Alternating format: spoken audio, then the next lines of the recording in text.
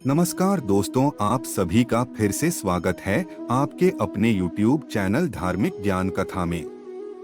दोस्तों, आज हम आपको बताएंगे कि श्री कृष्ण ने क्यों कटवाया जिंदा बालक का मांस। लेकिन इससे पहले दोस्तों, आपको चैनल को सब्सक्राइब करना होगा और वीडियो अच्छी लगती है तो उसे लाइक और शेयर जरूर करें। दोस्तों, हम आपके लिए इसी तरह की धार्मिक जानकारी और कथा के वीडियो बनाते रहेंगे ताकि आपको इसी तरह की धार्मिक जानकारियों का ज्ञान प्राप्त हो सके। दोस्तों, ये बात उस समय की है जब महाभारत युद्ध में जीतने के बाद पांडव अश्वमेध यज्ञ करा रहे थे। यज्ञ के अनुसार उन्होंने एक घोड़े को स्वतंत्र छोड़ दिया, जिसके बाद कई राज्यों से होता हुआ वो घोड़ा जब कोसल राज्य पहुंचा तो उसे वहां के राजा मोरध्वज ने रोक लिया। अर्जुन को जब इस बात का पता चला तो वो गुस्से से लाल हो गया। गुस्से में तिलमिलाया अर्जुन राजा मोरध्वज से युद्ध करने की बात कहने लगा। तभी यज्ञ में मौजूद कृष्ण ने अर्जुन का गुस्सा शांत कराते हुए उससे कहा, अर्जुन, मोरध्वज मेरा बहुत बड़ा भक्त है, उसे युद्ध में हराना कोई आसान बात नहीं। एक तरफ वो युधिष्ठिर की तरह धर्म पालक है तो वहीं दूसरी ओर उसमें भीम के समान बल है। नकुल के समान उसकी सुंदरता पूरी धरती में प्रचलित है और तो और सहदेव की तरह उसमें सहनशीलता भी है। इतना ही नहीं, तुम्हारी तरह उसे भी धनुष विद्या में हराया नहीं जा सकता। कृष्ण से मोरध्वज की इतनी तारीफें सुनकर अर्जुन चौंक गए। थोड़ी देर तो वो चुप रहे, लेकिन फिर उन्होंने कृष्ण से कहा, आप कह रहे हैं तो मैं मान ले रहा हूँ, लेकिन मुझे अभी भी विश्वास नहीं हो रहा कि कोई मेरे भाई युधिष्ठिर के समान दानी और धर्मज्ञाता है। इसलिए मैं चाहता हूँ कि मैं राजा मोरध्वज से खुद मिलूं। अर्जुन की ये बातें सुनकर कृष्ण पहले तो मुस्कुराए, लेकिन फिर उन्होंने कहा, ठीक है, मैं तुम्हें राजा मोरध्वज से खुद मिलवाऊंगा, लेकिन इसके लिए मैं जैसा बोलूं तुम्हें वैसा ही करना होगा। कृष्ण की ये बातें अर्जुन ने तुरंत मान ली।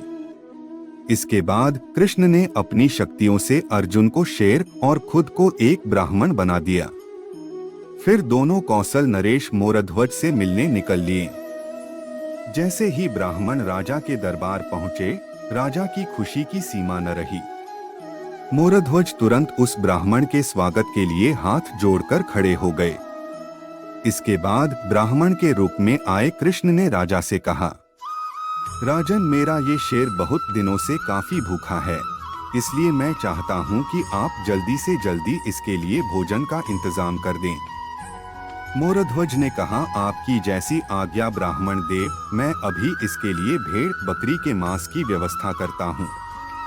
इस बात पर ब्राह्मण गुस्सा हो गए। उन्होंने मोरध्वज से कहा, तुम क्या इसे कोई आम शेर समझ रहे हो? ये मेरा बेहद ही खास शेर है और ये किसी भेड़ बकरियों का मांस नहीं खाता। ये सिर्फ इंसान के दाहिने हिस्से का मांस ही खाता है, इसलिए जितना जल्दी हो सके उसके लिए किसी इंसान के दाहिने हिस्से का मांस लेकर आओ। ब्राह्मण की ये बातें सुनकर राजा हैरान परेशान हो गए और सोच में डूब गए।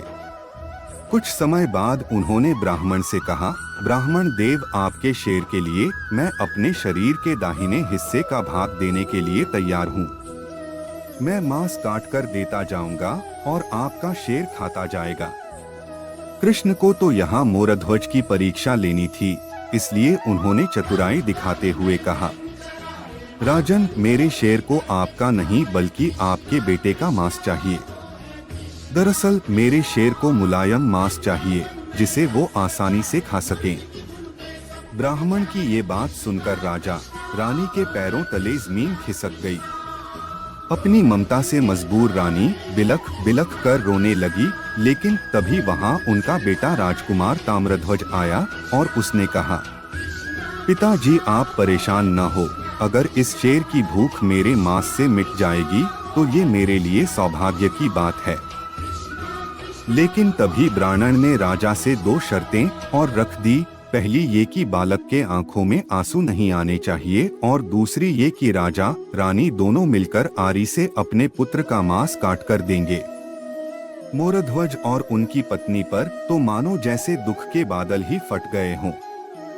लेकिन अपने मन को मजबूत करके दोनों इस बात के लिए राजी हो गए।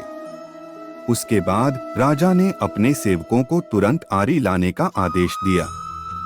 आरी आते ही राजा और रानी ने अपने पुत्र ताम्रध्वज को आरी से बीचों बीच से काटना शुरू कर दिया। तभी ब्राह्मण ने देखा कि राजकुमार की बाएं आंख से आंसू बह रहे हैं। इससे ब्राह्मण नाराज हो गए और कहने लगे, मेरा शेर रोते हुए राजकुमार का मांस नहीं खा सकता। ये तो मेरी कही बात का अपमान करना है। ये सुनकर ताम्रध्वज ने कहा, हे ब्राह्मण देव, मैं नहीं रो रहा हूँ, बल्कि ये तो मेरा बायां अंग रो रहा है। वो कितना बड़ा अभागा है जो आपके काम नहीं आ सका। राजकुमार की ये बातें सुनकर श्री कृष्ण और अर्जुन अपने असली रूप में आ गए। इसके बाद कृष्ण ने तुरंत राजकुमार के अंगों को पहले की तरह बिल्कुल स्वस्थ कर दिया। इतना ही नहीं, उन्होंने राजा रानी को भी अपना ढेर सारा आशीर्वाद दिया।